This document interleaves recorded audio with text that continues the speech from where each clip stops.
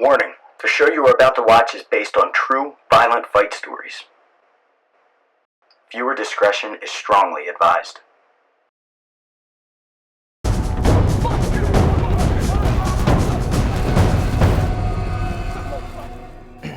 My name's Shane, and I fought that day to help save my friend Steve.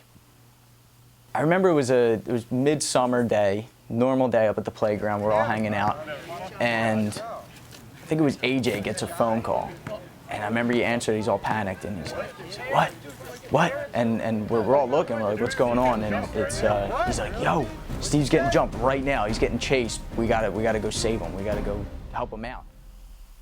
I want to like piece it together right though, but okay. All right. Let me spark another cig. I feel like more comfortable talking to this cig.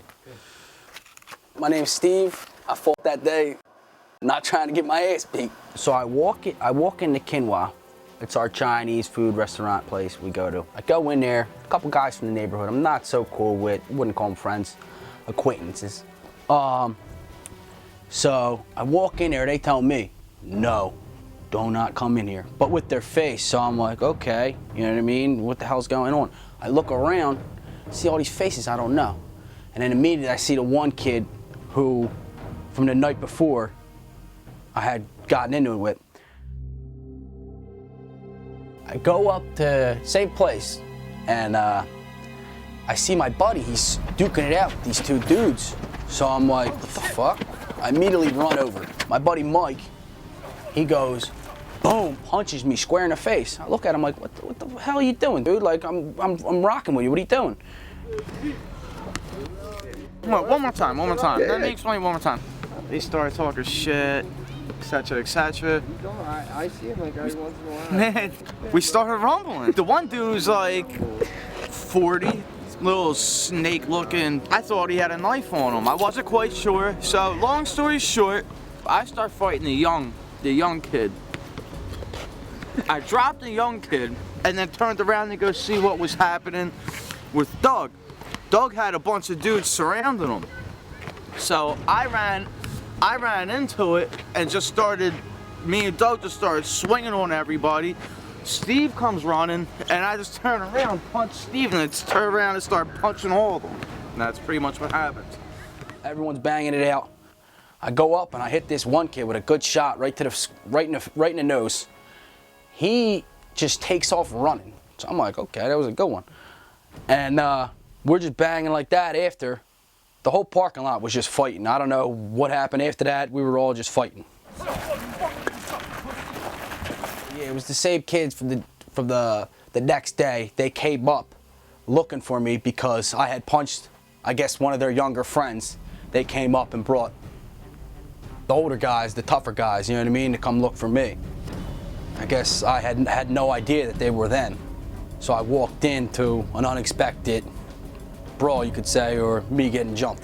So I get approached by this big black guy. He goes, me and you outside. And as he's saying this, another 6 of them come out with him. So first chance I get, I start dicking it down the parking lot. And I could feel this one guy on me. He's on my back. And at any point I feel like he was gonna make a move. So I did a little shimmy to the side. And as I was doing that, I guess he was going to tackle me. Completely just bust his shit open, right? So from there, I'm good. And then I pretty much just ducked in to a nursing home around the street and hid out there for a little bit until it cleared up.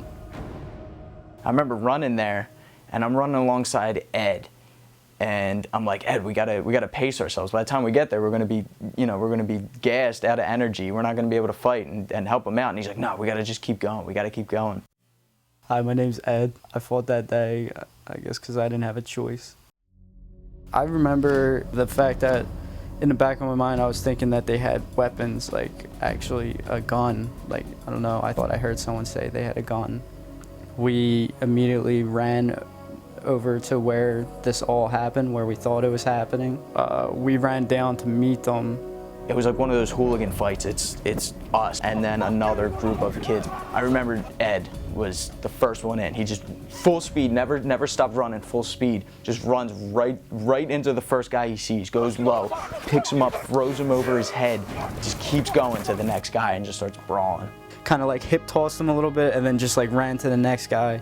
And like it was just like the same story. Like I felt like I was going through paper. And I remember it was chaos already at that point. Like I had seen that, I see that going on, I see him flip them, and by then I'm concentrating on myself, and I look around and I'm trying to figure out who's who, you know, who's on my team and who's the enemy.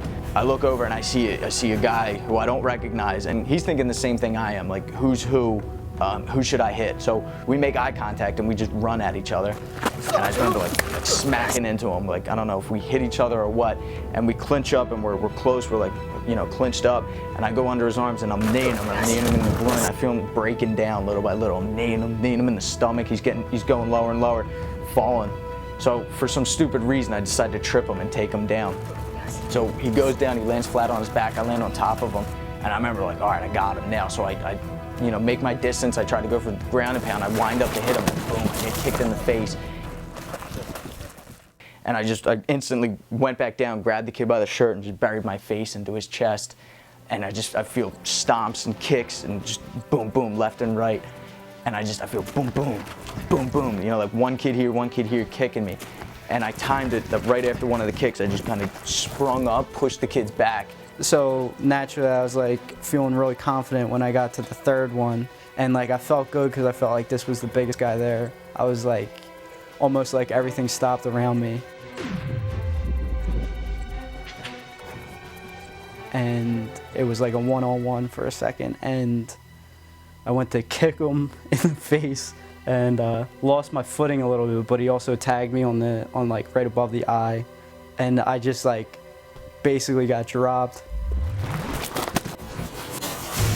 and like fell flat on my back. But I wanted him again. I wanted it to get up and, you know, a second shot at it, but everything kind of got crazy when Sean showed up with the axe. So I look over, and at that point, that's when I noticed that everyone's sort of glaring off, looking over to the side. So I turn over, and that's when I realized everyone's spaced apart except for my friend Sean and some other kid. And Sean's holding an axe, and I'm like, what the hell? Like, what's going on? Where'd he get an axe?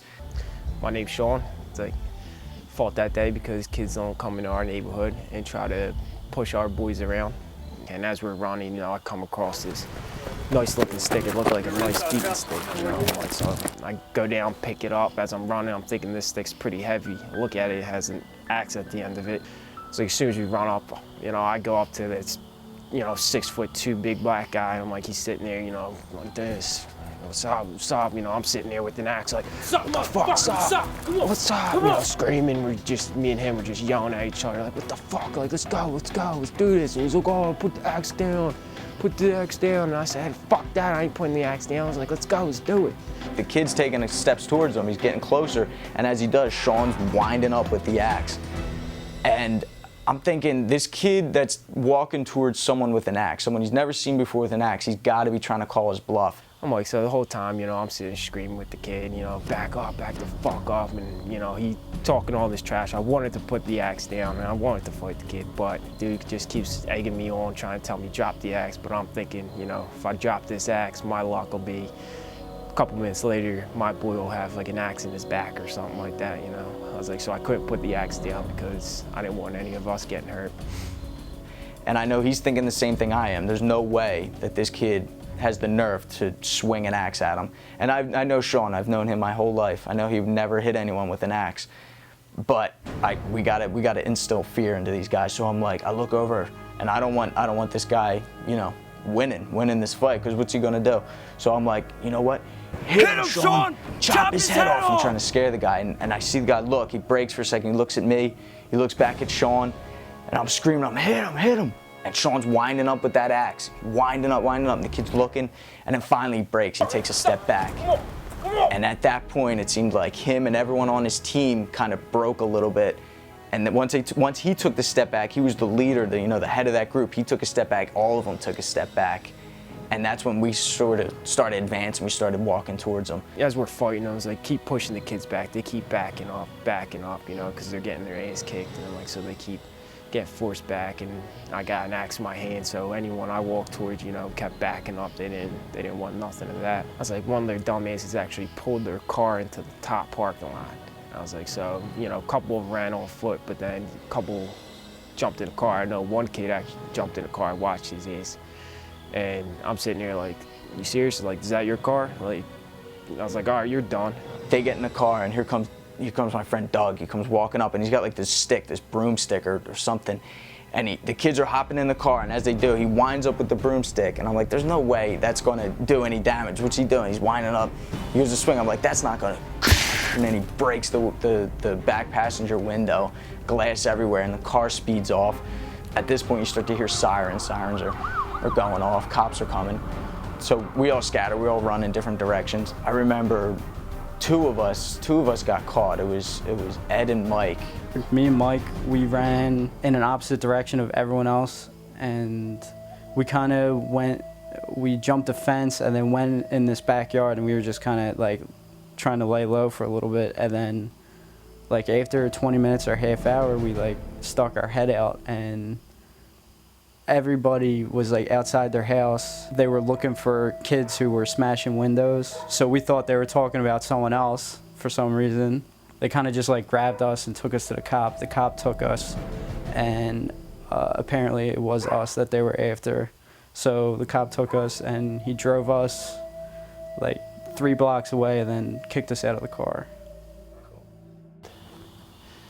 And I don't think we heard from them kids again, did we? It's like, that was it, right? It was one and done. So that was a crazy time.